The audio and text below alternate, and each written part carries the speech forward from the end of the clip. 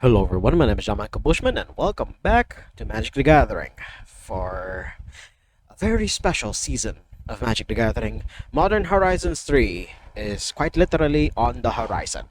It will be releasing later this week at the time of recording, and I don't know if pre-release has happened by this point, but a lot of people say that a lot of stuff is surprisingly underwhelming. Me and my friends have gone over it, and I even asked some of the older players to see what they think of it, and a lot of them say it's definitely not the banger that Modern Horizons 1 and 2 were, but I argue with them that I mean it's just as well because Modern Horizons 1 and 2 literally broke formats in half. And if WotC doesn't learn by pushing boundaries, I mean, this is the result. They're not going to push too many boundaries, and because, good God, the previous two iterations literally warped formats around, and they're not. I don't think they're gonna want that to happen again. We're gonna see. I mean, there are a lot of smarter deck builders than me, and I'm just here giving, spitballing per usual to see what I get wrong and what I get even wronger. We only have 85 cards to go through in the common slot for Modern Horizons 3. I have looked over both the commons for both the main set and the commander set. The commander set is nothing but reprints. There are no new cards at common in the commander decks. Most of them are in higher rarities, so I'm going to spare you guys from that. But we're just going to look over the main set here, starting with Airy Auxiliary, a 4-mana 3/3 that flies. It's a bird soldier. Okay, I didn't notice that. And when it's up at the field, support 2. Already, it's slightly overcosted. It's definitely more for draft, so pass on this one. Next, we have Dog Umbra, a flash enchantment aura, where as long as another player controls enchanted creature, it cannot attack or block. Otherwise, it has Umbra armor. So you must give the. So it's basically an instant speed pacifism. If I mean pacifism finally been power crept? I guess because it can't attack or block if another player controls the enchanted creature. So it mustn't be you, I guess. I hope I understand it. Um, so it mustn't be your creature in order to apply the lockdown effect. I'm understanding it the way it's written, but the actual interaction may be very different. But it's spicy because it's instant speed, so you can definitely get a gotcha out of some opponents out of this one. But otherwise, I don't know how else to use this card. Up next, we have Expel the Worthy, a 2-mana sorcery with Kicker for 3. So for 5 mana, you can just exile a creature, then its controller will gain life equal to its mana value. Otherwise, if you don't kick it, you just exile a creature with mana value 3 or less. No, it's sorcery speed, so it's already a few points down because it's sorcery. So otherwise, no, I'm already telling you guys, no, just skip on this one. Up next, we have Hexgold Slith. I believe this is a Mirrodin resident, if I remember correctly. Yeah, because Hexgolds, yes. So 2 mana, 2/1. When it enters the battlefield, you get 2 energy counters. So energy is making a huge comeback here in Modern Horizons 3. And then whenever it attacks, you may pay 2. If you do, it gains first strike until end of turn. And then whenever it deals combat damage to a player, you get 2+1/+1 counters on it. If there are enough energy payoffs here at the common slot, I can see this seeing play somewhere. But if not, there are far more efficient ways to go about this. Quite literally anywhere else. We're just gonna move right along to Inspired Inventor, a 3-mana 2/2, where if it enters the battlefield, you choose one. You either get 3 energy counters, you put a +1/+1 counter on target creature, or you create a 1/1 servo. It's something for the draft environment, definitely, but for actual constructed I definitely don't see this seeing use, unless of course an energy deck suddenly pops out that horribly abuses the energy mechanic, which is still like extremely frowned upon by some people. But as long as an energy deck doesn't become prominent, I don't see this guy being too much of a problem. And at 3 mana at that, with the Pauper format being as efficient as it is now, I don't see this surviving past the turn it is put down on the field, sadly. Next, we have Jolted Awake, which is a 1 mana sorcery where you choose up to one target artifact or creature card in your graveyard. You get 2 energy counters, and then you may pay an amount of energy equal to that card's mana value. If you do, return it from your graveyard to the battlefield. So, it is a it's basically late to dinner, or I believe it's rebirth or resurrection. It's basically a white sorcery that resurrects a creature onto the field. It's been a staple in Pauper Reanimator decks for the longest time now, but they have been horribly kicked out of the format ever since Cast Down has been downshifted to common. Reanimator decks are in a horrible, horrible place in Pauper, and I have actually retired mine a while back because Cast Down is such a bitch of a card to deal with, unfortunately. But for Jolted Awake, I mean, if this is just a way, I mean, it's a May. So you may just choose not to resurrect it because you only get 2 energy out of it. So at the floor, you get to return something with mana value 2 or less. And granted, you can also return lands with this thing because it says target artifacts. And the artifact lands are still around in Pauper somehow. You can use this to return the artifact lands onto the battlefield, so it's something. And if you don't need it, just cycle it for 2. Next, we have Mandibular Kite, a 1 mana artifact equipment, living weapon. Living weapons in the Pauper format now. Hoorah, indeed. But this is just the obligatory equipment that gives a small stats boost and then gives it flying. And then let's just read the flavor text. The machine orthodoxy finds skin impure and will not sully their creations with impure material. I mean, yeah, a 1 mana 1/1 that flies though. That is actually surprisingly aggressive. That's surprisingly well statted. And then if you don't need the germ token anymore, you can just, I mean, the 4 mana equip cost is something, but a 1 mana 1/1 that just flies, that evades already a lot of remove that already evades a lot of the ground-based stuff that's extremely prominent in this format. So your opponent's going to have to deal with the germ token sooner or later. But otherwise, yeah, keep an eye out for Mandibular Kite. Up next, we have Nyxborn Unicorn, a 2 mana 2/2 with Bestow 4, and then it also has Mentor.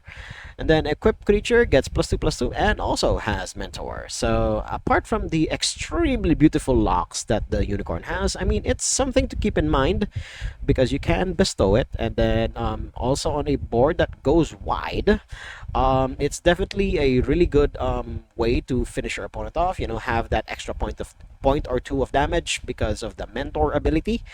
But otherwise, for actual constructed, there are likely more efficient ways to go about this. Up next, we have Rose Caught Knight, a 5 mana 3/4, so already a couple of points down with Vigilance. And then when it enters the battlefield, you get the top 6 cards of your library. You may reveal an artifact or enchantment card from among them, and then you put them into your hand, put the rest on the bottom. If you didn't put a card into your hand this way, you make the Rose Caught Knight bigger. I mean, yeah. If you're not exactly built around artifacts or enchantments, just look at the bottom 6 cards of your library and then you put a +1/+1 counter on it. For limited. But for actually constructed, just no. Just no. Let's move on to the next one, which is Solstice Zealot, 3 mana 2/3, where it enters the battlefield with 2 energy counters, and then you pay an energy to tap a target creature. No. Just straight up no. Just no. Unlike the next card, which is Thraben Charm, a 2 mana instant, so already points there. And then it deals damage equal to twice the number of creatures you control to target creatures. So if you have 2 creatures, you deal 4 damage to another creature, which already breaks a lot of color pie restrictions. And then it also destroys an enchantment, which is already what white does.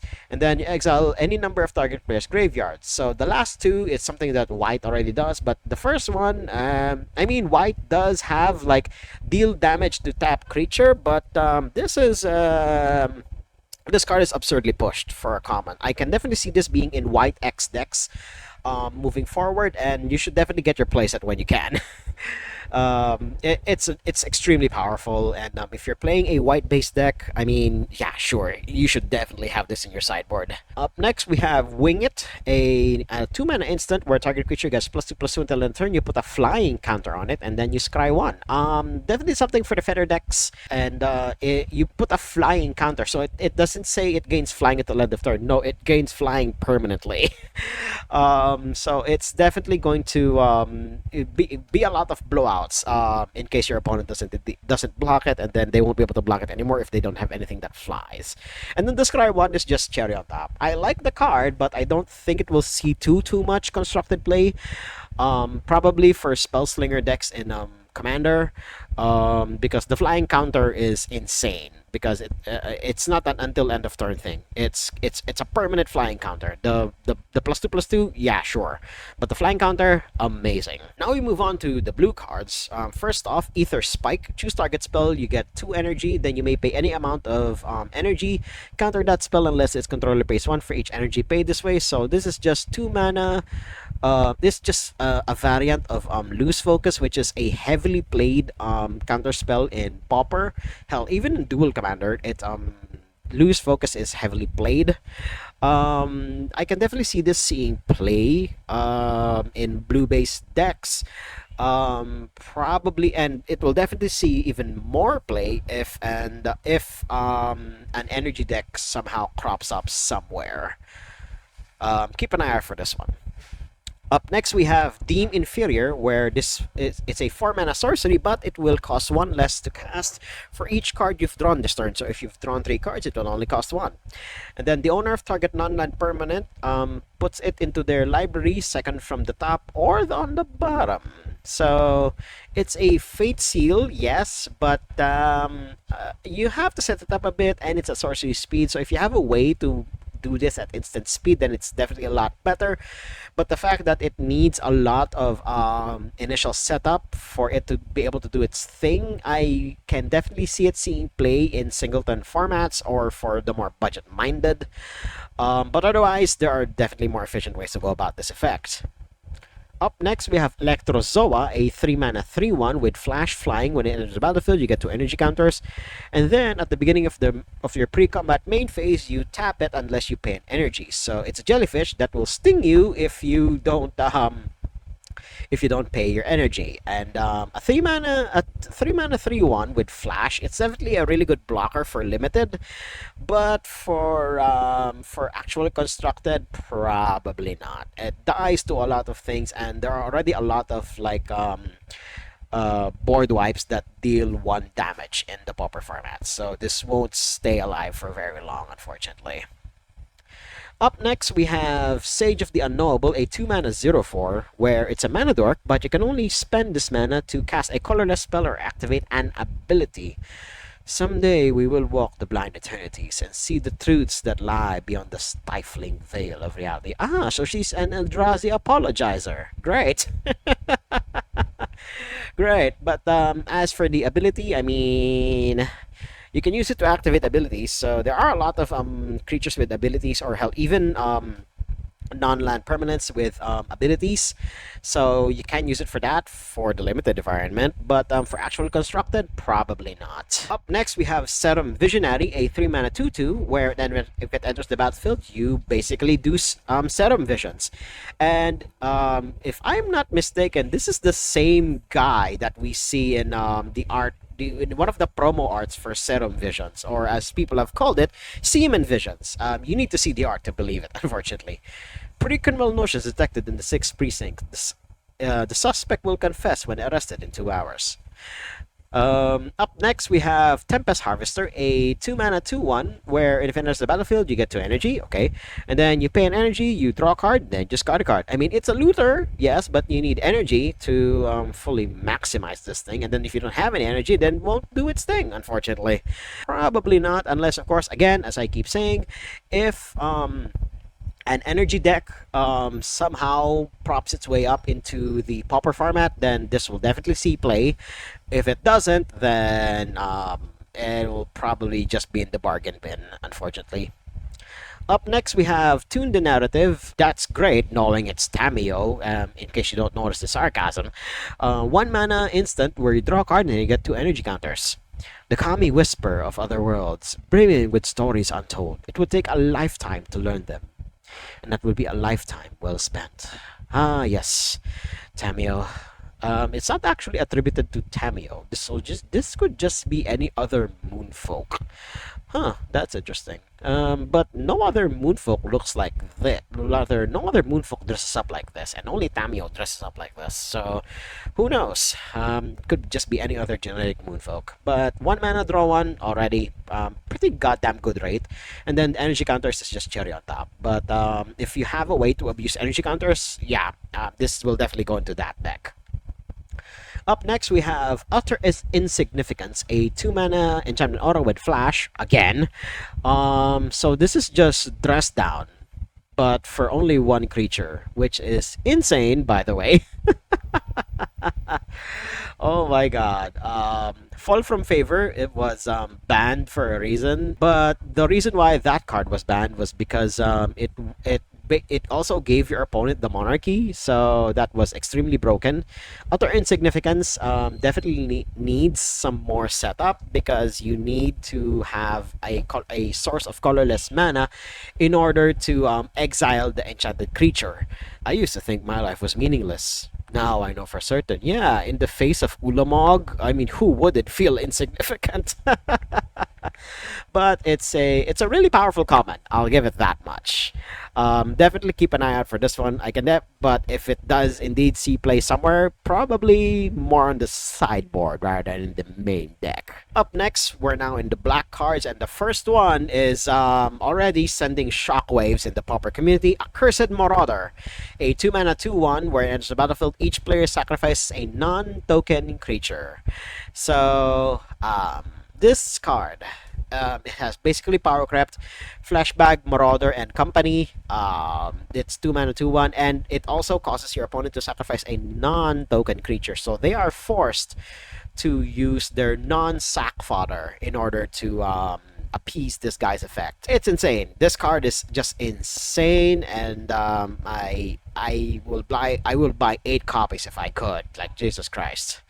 Definitely buy this card. Definitely. Just buy it. Up next, we have Breathe Your Last, a 3 mana instant where you destroy target creature or planeswalker. You gain 1 life for each of its colors. I mean, the life gain is just cherry on top, but but being able to destroy a planeswalker at common, that's insane. That's an insane rate, but there are unfortunately more efficient ways to do this. Bounties are so much more cooperative with the soul out of the way. Huh, attributed to Liliana at that. Oh dear. Let's just move on to the next one, which is Dream Drinker Vampire, which is a 2 mana 2/1 with lifelink and adapt 1 for just mana. You don't need to tap the creature. And then whenever 1 or more +1/+1 counters are put on the vampire, it gains menace until end of turn. So lifelink menace, definitely something for the mono black decks. This is a hard to block attacker, if it comes to that. I mean, for the mono black decks, they always need a mana sink, and this is a really goddamn good mana sink of that. Swinging in for potentially 3 damage every turn, which is usually more than enough, and it outpaces a lot of burn. Of course, having only 2 toughness means it definitely dies very easily, but the moment you get it above 3 toughness, your red X opponent is going to have to work just a little bit harder in order to kill this thing. Keep an eye out for this one, but for all the setup that it needs to be able to be an effective attacker, it's going to cost a lot, and that mana would probably be spent that would be better spent elsewhere rather than just pumping this thing up. Definitely, although in limited, I can definitely see this being a nightmare to deal with. Up next, we have Drossclaw, a 2 mana living weapon. Whenever the equipped creature gets +1/+1, and then whenever equipped creature attacks, each opponent loses 1 life. So it's just a claw. It's the claw. I mean, a 2 mana 1/1, and then whenever it attacks, it does a small bit of burn. I mean, yeah, it's something, but I don't see it. I don't think it will see too much constructed play, sadly. You're better off having something else in that slot. Let's move on to the next one. We have Eviscerator's Insight, a 2 mana instant. It's another one of these effects. Oh boy, if you guys are reading this card right now, it's an instant where as initial cost to cast this spell, you sacrifice an artifact or a creature, and then you draw 2 cards. Now, it would have been just fine at that. If it stopped right there, then it would just be fine. Unfortunately, this card in particular has flashback for 5 mana. So you can do it again at 5 mana, which is insane for a card like this. And for decks that can support this, having flashback on it, for me at least, this will free up a lot of slots in that deck. And I will definitely see play somewhere. I just don't know where yet, but the flashback is too juicy to ignore. Keep an eye out for this one, definitely. Up next, we have Fetid Gargantua, a 5 mana 4/4 with Adapt 2. Whenever one or more +1/+1 counters are put on it, you may draw 2 cards. If you do, lose 2 life. A bit too overcosted for constructed. For limited, probably, especially when games get grindy in limited. This is something that will help you draw out of situations. And it's a 4/4, so it's not exactly easy to get through. But otherwise, for actual constructed, a bit much, unfortunately. Up next, we have Gravedig, a sorcery where you get to choose one, where target player creates a zombie or you return a creature card from your graveyard to your hand, or you can entwine it. For 4 mana, you get both effects. Yeah, I mean, it features the art of that one homunculus that has been digging in that same ass graveyard for years now. I believe this is the guy doing the act. Like, he's caught in the act right here, which is, and then the sequel to that is Gravedigger. Is basically the card itself, Gravedigger. Like, oh my god. This is one hell of a callback if there ever was one. We're gonna just move on to the next one here, which is Kami of Jealous Thirst, which is a 3 mana 1/3 with Spirit with Death Touch, and then for a mana sync ability of 5 mana, each opponent loses 2 life, and then you pay 2 life. And then this ability costs 4 generic and 1 black less to cast if you've drawn 3 or more cards this turn. Activate only once each turn. So for 0 mana, assuming you've drawn three or more cards, you can make each opponent lose 2 life, and then you gain 2 life. This card is actually good. Just hear me out. This card would definitely see play in more budget-minded EDH decks. Granted, it only triggers once per turn. But given how EDH games go, I can definitely see this being triggered at least once every go around of the table. Given how prevalent card draw effects are in Commander games, assuming of course, well, in average Commander games, card draw effects are very very common, and people will be drawing cards left and right, and then you can basically just activate this willy-nilly. Although again, it's a once per turn thing, so you need to find some way to get around that restriction.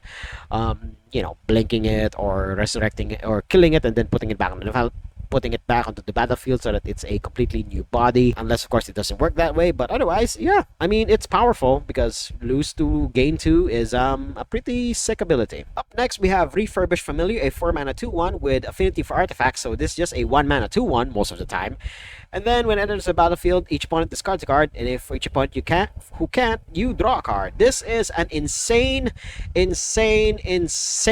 one drop for mono black decks who already have Blood Fountain, who already have Vault of Whispers, and then the Blood Fountains also create artifacts. So you can basically drop this guy on turn 2. This is a turn 2 play if I ever saw one. Oh my fucking god. Why, Watsy, why?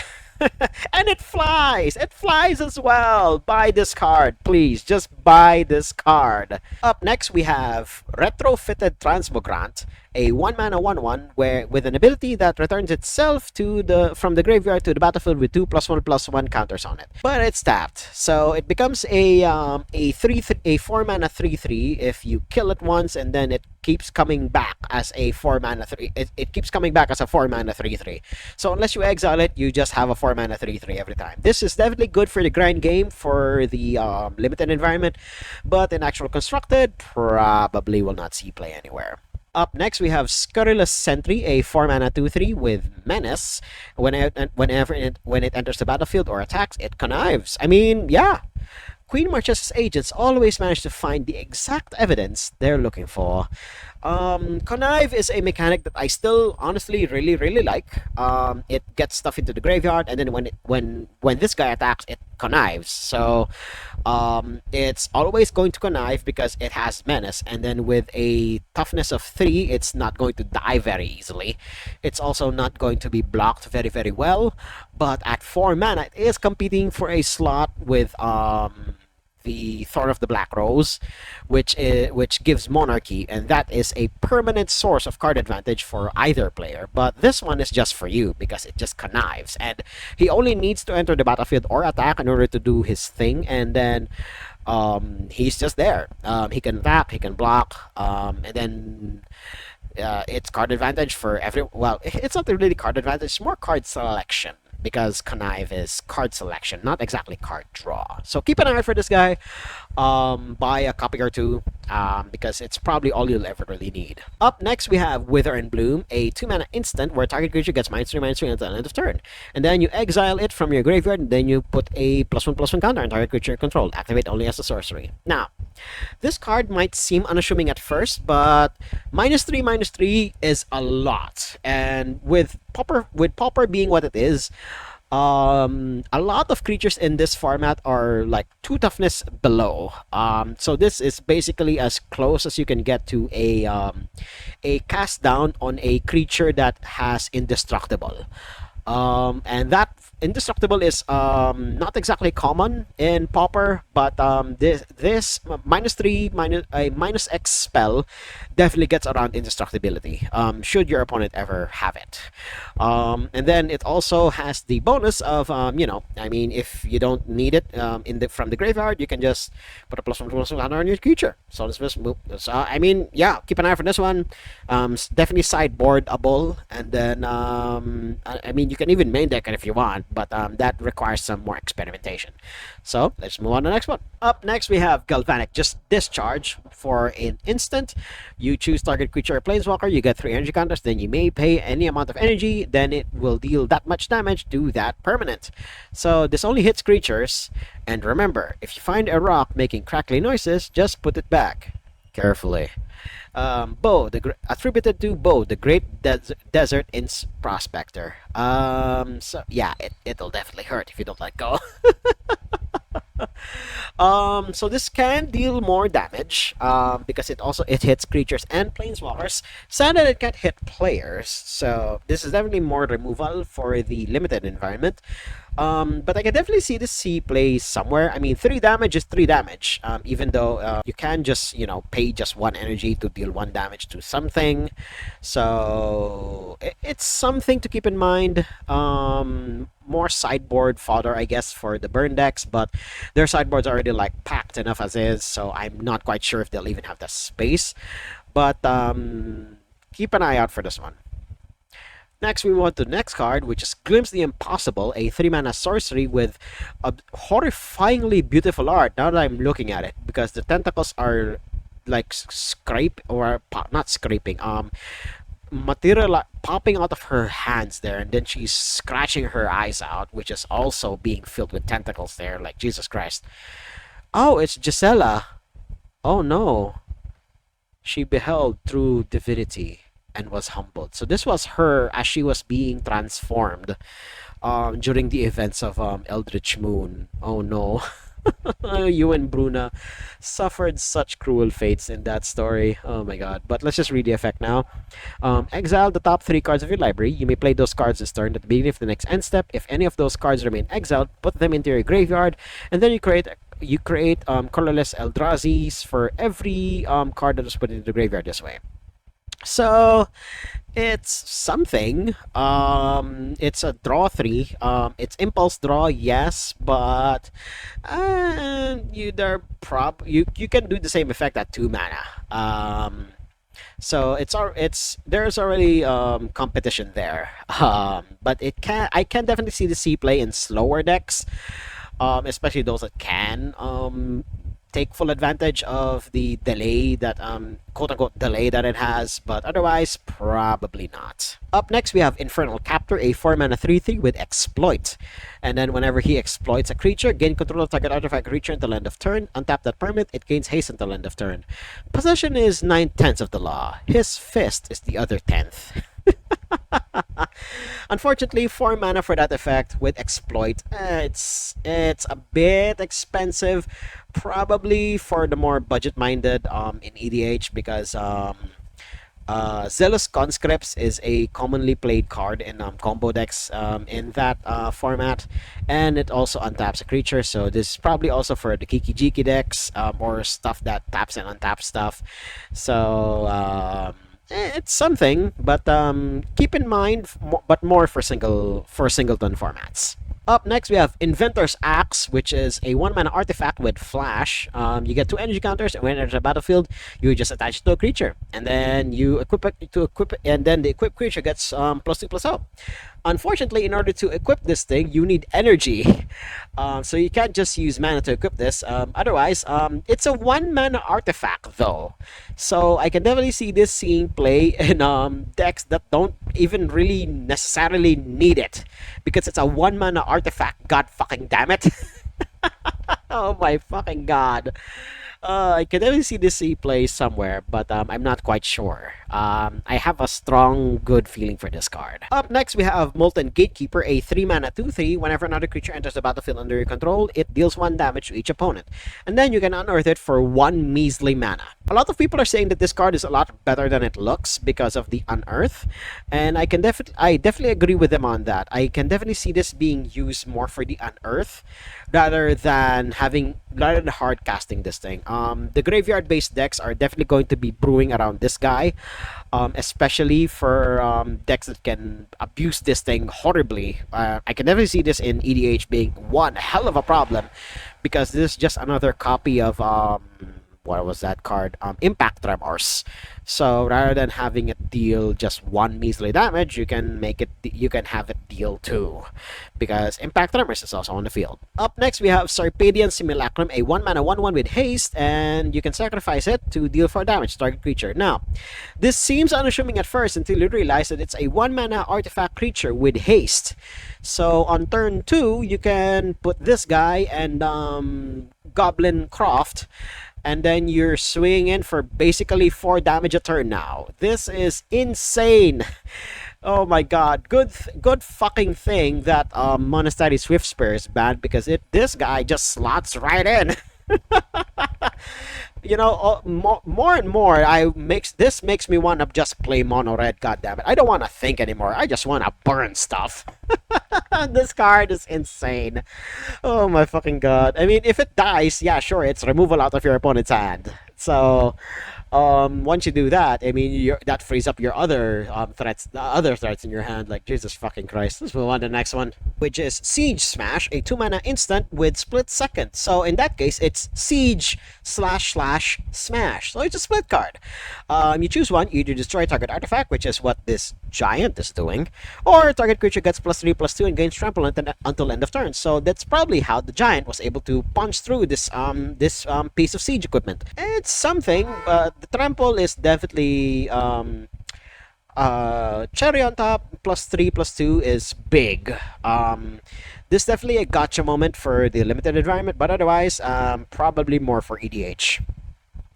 Up next is the biggest surprise in the entirety of Modern Horizons 3, a common legendary creature. Finally have it, a legendary creature at common. We have Skoa, the Ember Mage, a 6 mana 4/4, so they had to make it utterly overcosted. Oh my fucking god. When Skoa enters the battlefield, it deals 4 damage to any target, so already overcosted for the mana cost. But it has Grandeur, which is an ability to make a comeback with this guy. You discard another card named Skoa, and then you sacrifice 2 mountains as well to deal 4 damage to any target. So I can definitely see this just being a one-of in decks that can support him. Mono red, highly likely. But otherwise, it's funny. it's funny at that, because you need a critical mass of Skoa in order for him to do his thing. Otherwise, keep an eye out for him, because there will probably be somebody somewhere that will break this guy in half, and then somehow manage to use him as a storm combo piece by somehow recycling the three other copies of Skoa into and out of the graveyard, so that you can just burn your opponent to death, and somehow also recycle the mountains that he sacrifices as well. So keep an eye out for this guy. Up next, we have Smelted Charge Bug, a 2-mana 1/3 with Menace. When it enters the battlefield, you get 2 energy counters, and whenever it attacks, you may pay an energy, and then target attacking creature gets +1/+0 and gains Menace until end of turn.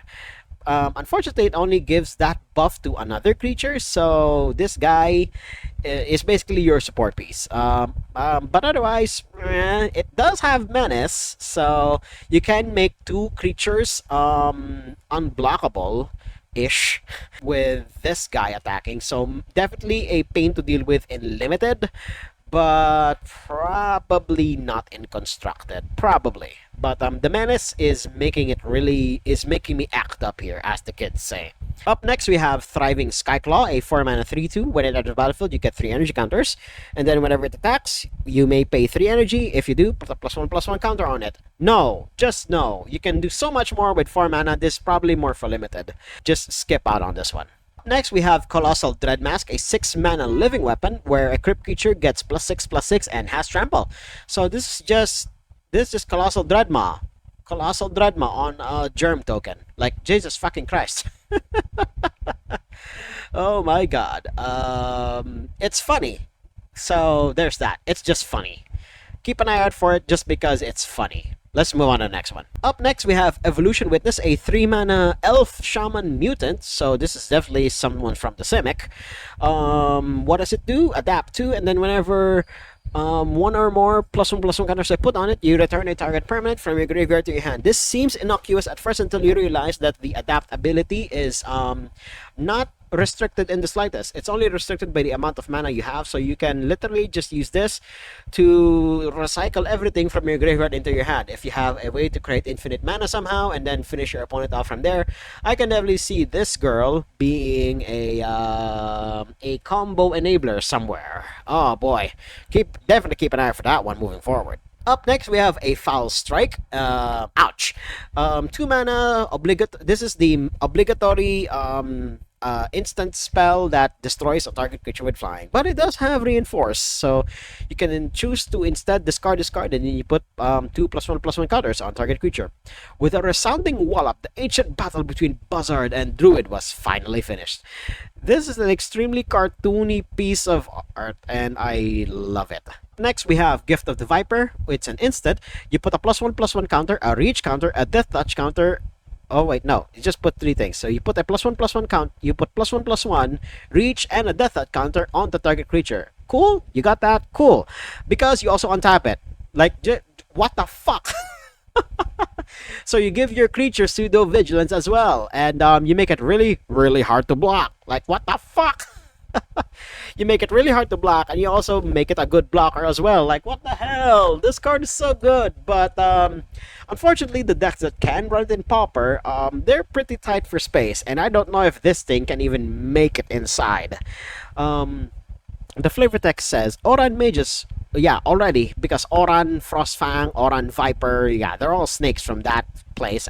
I want to know what Oran is and why they have such dangerous snakes in that place. They willingly endure the bites of vipers, believing the snakes bestow great power on those who survive their venom. I mean, yeah, once you have immunity to a certain type of poison, you won't die from it anymore. But Jesus Christ, you don't have to die in order to prove a point, god damn it. Oh my god. Let's move on to the next one. We have Horrific Assault by... Oh, I'm just realizing it's by Justine Jones, rather. I believe this is the...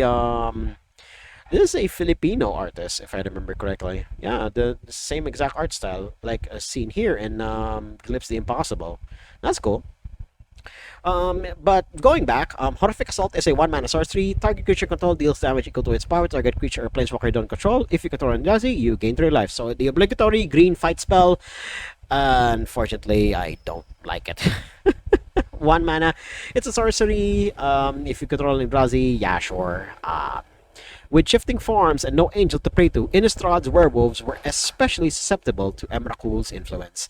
So a lot of the set is just callbacks to what happened in Eldritch Moon, unless of course the Eldrazi are like invading Innistrad yet again, because the Eldrazi are back in more powerful form this time around. Oh boy. So after dealing with the Phyrexians, we're dealing with the Eldrazi again. Really, Watsy? Oh my god. Probably after that, this game is due for a reboot. Let's just move on to the next one.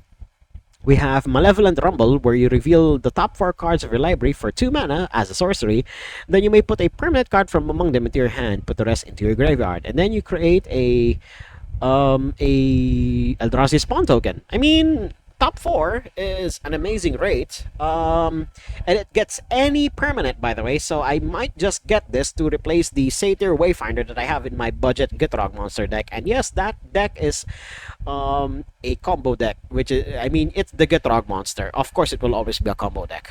Keep an eye for this one, especially for if you're a budget-minded combo player. This is definitely something, and you love filling up the graveyard, by the way. So this is definitely something that you should keep in mind. Up next, we have Nightshade Dryad, a 2 mana 1/2 with Death Touch. So it's a good blocker, and then it's also a mana dork, where you can either add colorless, so it pays for the colorless costs of a lot of cards in this limited environment, and then you add 1 mana of any color. So if you're a green-based deck in limited, you should definitely a high pick. But otherwise, there are so many other mana dorks in constructed, and you're probably going to pass up on this one.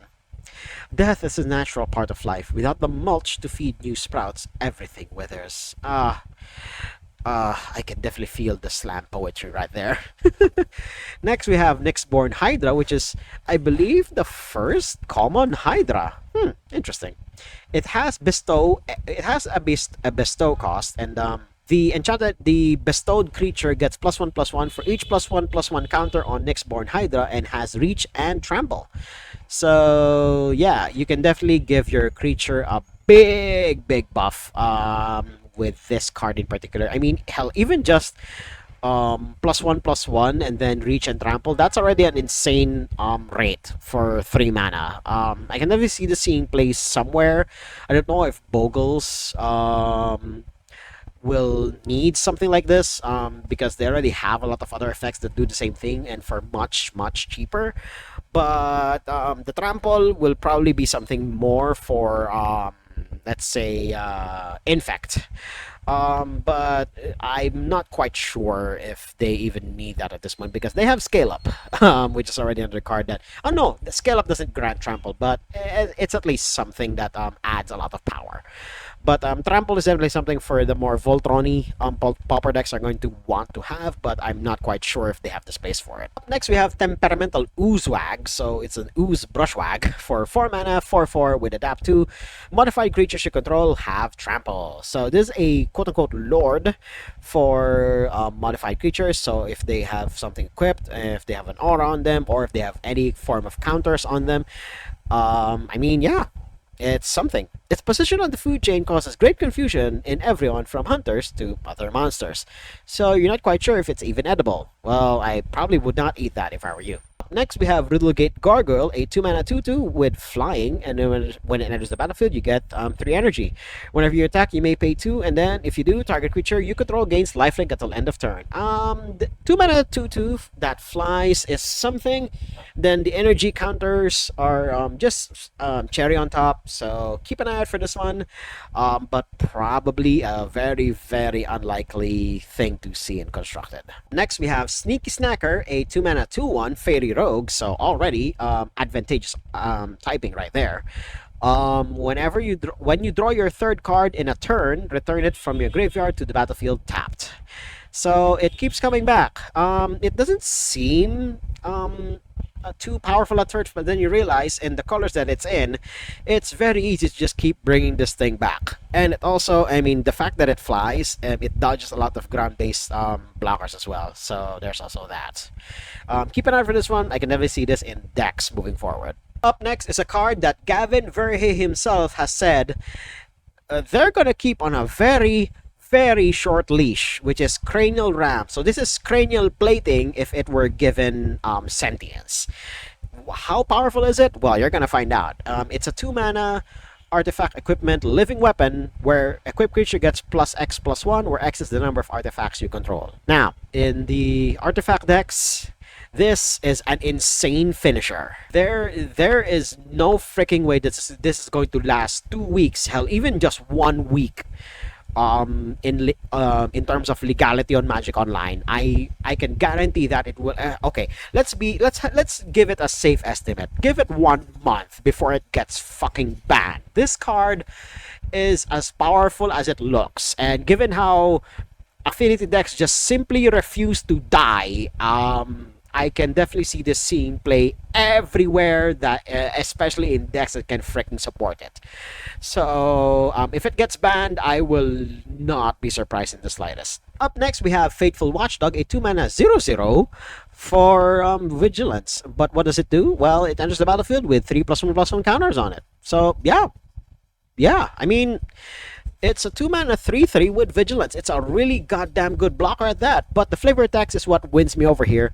Though it's the official designation with 3rd Battalion Patrol Hound 7, the soldiers dub their new companion Lord Fancy Paws. Yes, he is a good boy indeed, and with the sunlight blessing him right then and there, he is indeed Lord Fancy Paws. Up next, we have Obstinate Gargoyle, a 3 mana 2/2, where it has flying as long as it's modified. And then it has Persist. Oh dear God, Persist is scary. So it needs to be a 1/1 in order for it to have flying, especially if you just kill it that turn and then you put it back from the graveyard onto the battlefield because of Persist. But otherwise, you can give it counters any other way. So oh my fucking god. So no matter what, it comes back as a 1/1, because if you put a +1/+1 counter on it and then you kill it, Persist will give it a -1/-1 no matter what, because the +1/+1 counter will go away because it died. Oh my god. No wonder it has arrows stuck on it, because it's a 1/1 no matter what. Oh my god. A 3 mana 1/1 that has flying no matter what. Oh my god. So it's going to be very annoying to fight against, so I can give it that. But probably in constructed, no. And same with Fateful Watchdog, will probably see constructed play, but it has to be well supported, unfortunately. Same with Obstinate Gargoyle at that. Next, we have Cyclops Superconductor, a 3 mana 2/2 with Prowess. When it enters the battlefield, you get 3 energy counters, and then when it dies, you may pay 3 energy. And then if you do that, the Cyclops will deal damage equal to its power to any target. So if you kill it while it's a 5/5, it will deal 5 damage to any target. So it's something, but space is tight for Izzet decks in Pauper, so it will probably not see play anywhere, sadly. Up next, we have Expanding Ooze, which is a 3 mana 3/3 with Adapt 1. Whenever it attacks, you put a +1/+1 counter on target modified creature you control. So it can even target itself. And given that it's a 3 mana 3/3, with Adapt 1, it can spiral out of control all on its own, because it doesn't just say that you can put a counter on another modified creature. It just needs to be a modified creature. However, if this guy isn't already modified by having a counter or having something equipped to it, you can probably give it to someone else. But otherwise, a 3 mana 3/3 is a good rate, but otherwise probably not. Up next, we have Conduit Goblin, which is a 2 mana 2/2. When entering the battlefield, you get 2 energy counters. At the beginning of combat on your turn, you may pay 1 energy. If you do, another creature control gets +1/+0 and gains haste until end of turn. So it's something, but in Boros decks, it's pretty tight for space at the moment, so it'll probably not see play anywhere, sadly. Next, we have Corrupted Shapeshifter for a 4 mana star. When it enters the battlefield, it becomes your choice of a 3/3 creature with flying, a 2/5 creature with vigilance, or a 0/12 creature with defender. I mean, just be a defender then. Nobody's going to get past anything that has 12 toughness, okay, at all. Nobody's going to choose the other types at all. If you just be a 0/12 then. Let's just move on to the next one. Oh my god, we're nearing the end anyway, so we're gonna keep trucking along here. And now we're in the Eldrazi part of things. So We have Drownyard Lurker, a 7 mana 7/7 with Vigilance. Whenever you cast or cycle Drownyard Lurker, you create an Eldrazi spawn. So you cycle it, you get an Eldrazi spawn. And then casting it by itself, you get an Eldrazi spawn as well. So it's a small discount. So it's like you're just casting it for 6 mana. But there are better creatures at 7 mana, unfortunately, especially in a format like this one. Up next, we have Petrifying Meddler, a 5 mana 4/5. Whenever you cast this spell, tap up to one target creature and put a stun counter on it, and it has reach. So a lot of the Eldrazi cards in this set have cast triggers, so they are very, very hard to deal with. And this guy just puts a stun counter, so it's basically passive. It's slightly weaker pacifism-ish. It just can't attack or block for that turn. So it's something more for the limited format, but for actually constructed, probably likely no, unfortunately.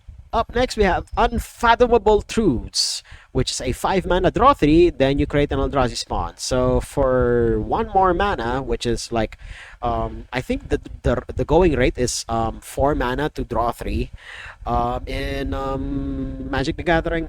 But to add 1 more mana to it just to get a Eldrazi spawn, probably not.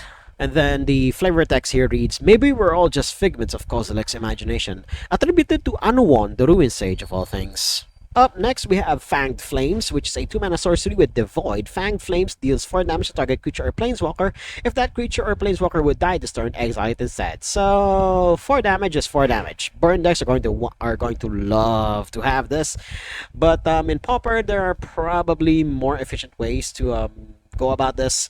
The flavor text, with Dorble's natural immunity to venom, he'd always taken a certain comfort in the knowledge that he wouldn't die of a snake bite. Well, irony right here, Dorble. Let's move on to the next one. Up next, we have Void Pouncer, a 2 mana 3/1 with Kicker 2 and a generic. Or rather, 2 and a colorless, by the way. If it was kicked, enters the battlefield with 2+1/+1 counters and a trample counter on it, and with haste. What the flying fuck? So for 5 mana, you get a 5/3 with trample and haste. What the fuck?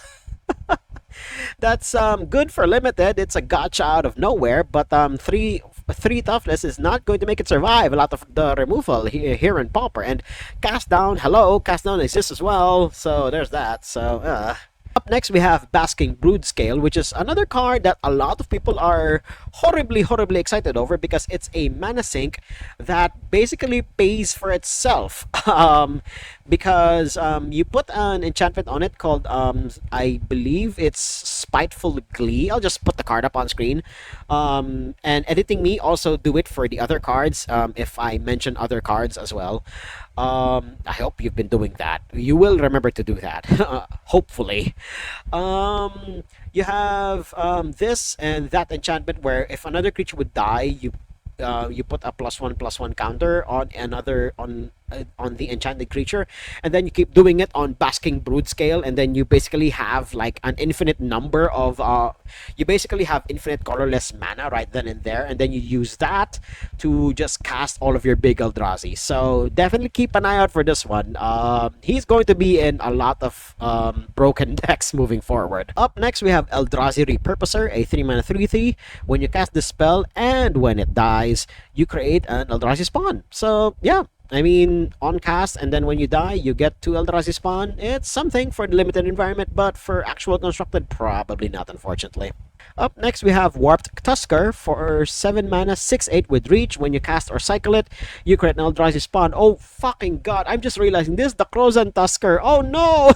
Oh no! And oh dear god, no, it's no longer going to get you a land. Yeah, it's right there in the text. Once foraging for truffles, the very average boar fell asleep beneath the moon. Oh no, the Crozan Tusker died. Oh no.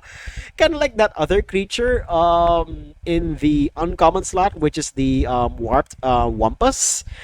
There's a card called a Wampus, that was also, I believe the backdrop was also a forest, but then it has been infected by Eldrazi influence.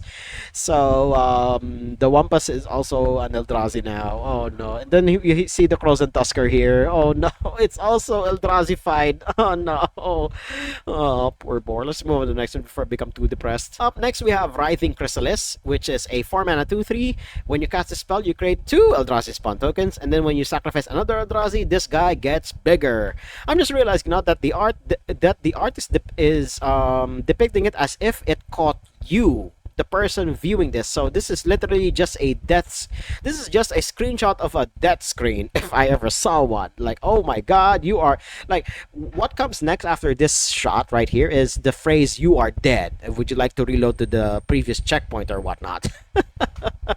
But otherwise, probably not in actual constructed, sadly. Up next, we have Snapping Voidcraw, a 3 mana 1/3, which with it's a mana dork, and then it's also a mana sink, and it's also apparently another Eldrazified creature. Once considered delicacy, turtle soup is no longer served in Nefalia's inns. Well, shit. I mean, yeah, looking like that. Well, then again, I hope they like seafood. Let's see if there are other common lands that are. Oh yeah, yeah. This specific cycle of